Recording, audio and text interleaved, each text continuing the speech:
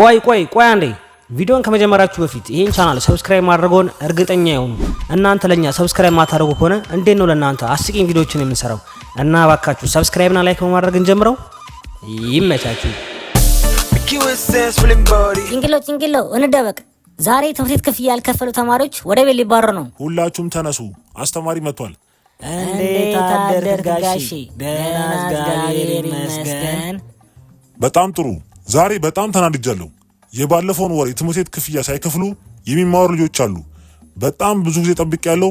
አሁንስ በዛ እና እንደተለመደው ያልከፈለ ሰው ዛሬ ወደ ቤቱ ይሄዳል። ስማችሁን የምጠራችሁ ተማሪዎች ወደዚህ ውጡ።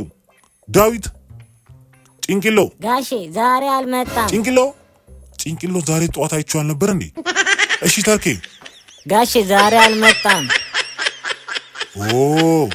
አሁን እሱ ክፍል አልገባም ሲል ነበር። አሁን ደግሞ አንተ ተቀየረክ። ዛሬ ትምህርት ቤት አልመጣም እያልክ ነው። እኛ ዛሬ ትምህርት ቤት አልመጣንም። እናንተ በጣም ደደቦች ናችሁ። አሁን ቶሎ ወደዚህ ውጡ። ጭንቅሎና ተርኬ ወደ ቤት ሂዱ። የትምህርት ቤት ክፍያን ይዛችሁ ካልመጣችሁ ሁለተኛ እንዳትመጡ። ደግሞ ምንም አይነት ምክንያት አልፈልግም። 2 ቀን ብቻ ነው የምስጣችሁ። ካልከፈላችሁ በዛው ተባራችኋል። የዚህን ትምህርት ቤት እንቁ ተማሪዎች ማባረር ትፈልጋለህ? እኛ የዚህ ትምህርት ቤት ዝነኛ ተማሪዎች ነን። ዝም በሉና አውጡልኝ። A few moments later. የጭንቅሎ አባት ያ ያንተ ልጅ አይደለ እንዴ? አባዬ መደበቅ አያስፈልግም። ልጄ ለመደበቅ እየሞከርኩ አይደለም። የሆነ ነገር ልፈልግ ነበር፣ ለዛ ነው። አባዬ እንደምታው ዩኒፎርም ለብሼ በሰዓት ካየኝ እንደሚታወቅ ከትምህርት ቤት ተባረሬ ነው ማለት ነው። በዚህ 2 ቀን ውስጥ ካልከፈል እንባረራለን። ጭንቅሎ ያው ታውቃለህ፣ እኔ መክፈል ስለማልፈልግ አይደለም። አባዬ እሺ፣ ግን ውጭ ያለው ወንድምስ አጎቴ ወንደስን በካናዳ የሚኖረው? አዎ ከልጅነቴ ጀምሮ ስለዚህ ወንድምስ ነግረኝ ነበር፣ ግን አንድ ቀን አይተነው አናውቅም። ጭንቅሎ እሱ እውነተኛ ወንድሜ ነው። ብታዩ ጭንቅላቱ ራሱ ልክ እንደኛ ነው። አባዬ ስልክህን ስጠኝ ልደውልለት እስኪ። ሄሎ። አቤት፣ ማን ልበል? ፈረንጆ አጎቴ እንዴት ነህ? እኔ የወንድም ልጅ ነኝ። ጭንቅሎ የኢትዮጵያ ሻምፒዮኑ። ጭንቅሎ አንተ ነህ? አዎ አጎቴ እኔ ነኝ። ከተወለድኩ ጀምሮ ስለ አንተ ሁልጊዜ ይወራ ነበር፣ ካናዳ ያለው አጎቴ እያሉ። እኔ ግን አይቼ አላውቅም። አንድ ቀን እንኳን ብስኩት ልከልኝ አታውቅም። ገናና አዲስ ዓመት ራሱ በባዶ ነበር ያሳለፍነው። በረሃብ ልንሞት ነው። ነገር ግን አንተ ምንም ልካ አታውቅም። በመጨረሻም አሁን ይኸው ከትምህርት ቤት ተባረርኩ። ዛሬ ካልከፈልኩ የመጨረሻ አባረራለሁ። ምን? ጭንቅሎ ይሄማ በፍጹም አይሆንም። ስንት ነው ክፍያው? አጎቴ 30 ሺህ ብር ነው። ጭንቅሎ የትምህርት ቤት ክፍያ 10 ሺህ ብር ነው። አባዬ ድምፅህን ቀንስ እንዳይሰማ። ለአንተም የሆነ ነገር እሰጥሃለሁ፣ አትፈልግም? ሄሎ አጎቴ 30 ሺህ ብር ነው፣ ግን አንተ ከሌለ 25 ሺህ ብር አደርግልሃለሁ። ጭንቅሎ ምንም አታስብ ስለ ገንዘቡ። እኔ ሙሉን ልክልሃለሁ። የባንክ ቁጥር ላክልኝ። አጎቴ ስልክህን ይኸው ልኬልሃለሁ። ገብቶልኛል። እኔም ብሩን ልኬልሃለሁ። ይኸው ወንድሜ ብሩን አይቼዋለሁ። በጣም አመሰግናለሁ። በጣም እሺ አጎቴ አመሰግናለሁ። አባዬ 25 ሺህ ብር ነው ድርሻ። ለአንተ 3 ሺህ ብር ልሰጥክ ነበር፣ ግን አባቴ ስለሆንክ 5 ሺህ ብር ሰጣለሁ። የኔ ወንድም በጣም ጥሩ ነው፣ ደስ ብሎኛል። እኔ ወንድም አይደለሁም ያንተ ልጅ ነኝ፣ ግን አሁን ጉዳዩ የገንዘብ ስለሆነ ወንድሜ ነው የምትለኝ። ተርኬ የጋሽ ከቤን ዶሮዎች አያቸው? ማንም አለመኖሩን አጣርተን እንሰርቃለን። እና ደግሞ የታደው ውሃ ፈልቷል እንዴ? ውሃው ቆየ ከፈላ። በጣም ፈልቷል ወይስ? በጣም ፈልቷል። በጣም ጥሩ። እናንተ ኑ እስቲ ወደዚህ። በቆሎ የት አለ? ይሄው። እሺ አሁን ብሉ። እየተከተሉ ነው።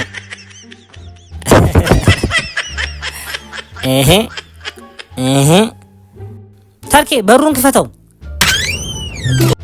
ክፍት ነው። ባሉና ትኩስ ውሃን አዘጋጀው። ቶሎ በል። መጀመሪያ ዶሮዋን አስገባት።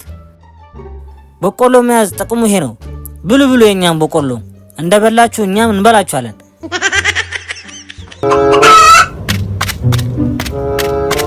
ግቢ፣ ነይ እስኪ ግቢ።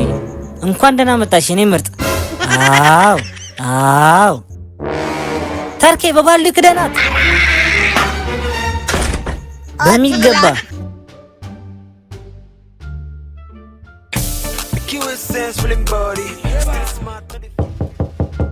ጋሽ ጋሽ ከበደ ጓደኛዬ እየፈለገ ነው።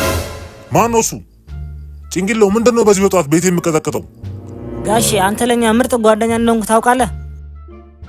ማን አባ ነው ጓደኛ? ጭንቅሎ በቃ አንተ ለትልቅ ሰው ክብር የለም። ሂድ ከዚህ ጋር ኩያን ፈልግ። አይ ጋሽ ከቤ ሁሌ እንደዚህ እንዳልከን ነው። እና ያንተ ልጅ ፍቅረኛ እንዴት ነሽ ግን? የትኛው ፍቅረኛ? ለኔ ስጠኝ ፍቅረኛ አለ? ጭንቅሎ ብን እንዴ ገደብ። ጋሽ ከበደ ዛሬ ልክ አይደለም መሰለኝ። በግራ በኩል ነው ከአልጋ ላይ ተነሳው። በጣም ተናዳል። ዛሬ ካልሆነ ተመልሰን መተናወራ እንዴ? ጋሽ ከቤ አሁን በጣም ነገር እየፈለከ ነው።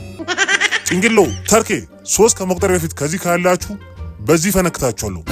1 2 ጭንቅሎ ድንጋይ ሊወረውርብን ነው። እንሂድ። ሂዱ ከዚህ ጋር። አረ በለው ጋሽ ከቤ ችግር የለውም። አሁን ጦርነቱ በግልጽ ተጀምሯል። በዚህ በ24 ሰዓት ውስጥ ማን እንደሚያሸንፍ እናያለን። ተርኬ እንሂድ። እሺ አለቃ። ተርኬ እኔ ላይ ጫማ ወረወረብኝ። እንዴት ሊሆን ይችላል? ቆይ ለእናቴ እናገራለሁ።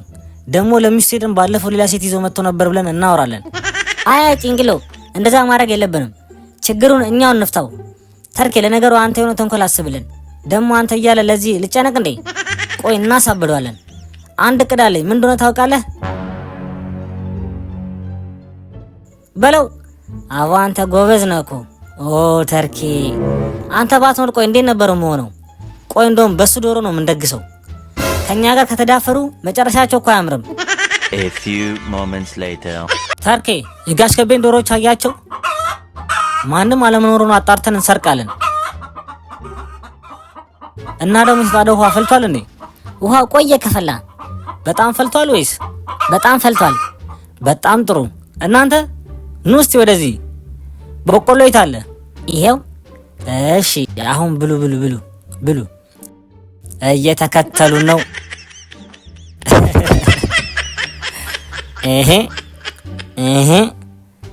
ተርኬ በሩን ክፈተው። ክፍት ነው። ባሉና ትኩስ ውሃን አዘጋጀው። ቶሎ በል። መጀመሪያ ዶሮዋን አስገባት። በቆሎ መያዝ ጥቅሙ ይሄ ነው። ብሉ ብሉ። የኛም በቆሎ እንደበላችሁ እኛም እንበላችኋለን።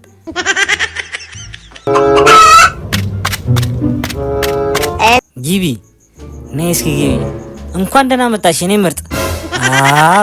አው ተርኬ በባልዲ ክደናት በሚገባ። ዋው ተርኬ የሚጣፍጥ ዶሮ ነው። በህይወት ውስጥ ገንዘብ ከሌለክ ብልጥ መሆን አለብክ እንጂ ህይወት አይገፋም። በህይወት ውስጥ ምንም ገንዘብ ባይኖርም ጥሩ ጓደኛ እንዳለ ወቅ። በሚቀጥለው ተልኳችን ላይ ደግሞ ሁለታችንም አንዳንድ ዶሮ እንበላለን። ጋሽ ከበደ እንዴት ነው? ስራ ጥሩ ነው? አረ ጋሽ ከቤ ሰላም ብለን። ጋሽ ከቤ ዶሮዎቹ በጣም ነው የሚጣፍጡት። ምርጥ ፕሮቲን የሰጠን። አዎ በጣም እንጂ። እናንተ የተረገማችሁ ልጆች ከንቱ ደደቡላ፣ ወደዚህ በር ብትጠጉ በድንጋይ ፈነክታችኋለሁ። አረ አታስብ ጋሼ፣ በቅርቡ አንተ ነህ እኛ ቤት የምትመጣው። የሰራነውን ስራ እስክታውቅ ነው፣ አታስብ። A few moments later. ምን 1 2 3 4 5 ምን የተፈጠረ ነው? አንድ ዶሮ የተሰረቀች መሰለኝ። ኧረ በለ እኔን ጀመሩኝ። ማን ዶሮ የሰረቀው? ኦ እናንተ ሰዎች ከምን አይነት ሰው ጋር ቀል እንደጀመራችሁ አታውቁም ማለት ነው። ቆይ ምን እንደማደርግ እኔ የማውቀው ይሄን ቀይ ጨርቅ ዶሮ እግር ላይ አስርበታለሁ። ከዛ ዶሮውን ለመስረቅ የሚሞክር ማንኛውም ሰው እጁ ይቆረጣል። ጠንቋዩ ነው ያለኝ። A few minutes later. እንዴ ቆቆቆ ጭንቅሎ ጋሽ ከቤ ምን እንዳደረገ ይታይካል? ዶሮቹ እግር ላይ እኮ ቀይ ጨርቅ አደረገባቸው። አሁን ለመስረቅ በጣም ከባድ ነው። ጋሽ ከቤ እኛን በጥንቁልና አድርጎ ማስቆም የሚችል ይመስላል። እኛ እንደሌላ ሰው ፈሪ አድርጎ ነው የሚያስብን። እኛ በጣም አረመኔ መሆናችን አላወቀም መሰለኝ። ምንም አታስብ፣ ምርጥ ዘዴ አለኝ። እንካይን ቀይ ጨርቅ ሰረው። አዎ ቆይ እኔ ልሰረው። በልቺን ቅጠል ደግሞ አኝክባት። ከዛ ጥንቁልናው እንዳይሰራ ያደርገዋል። እንሂድ።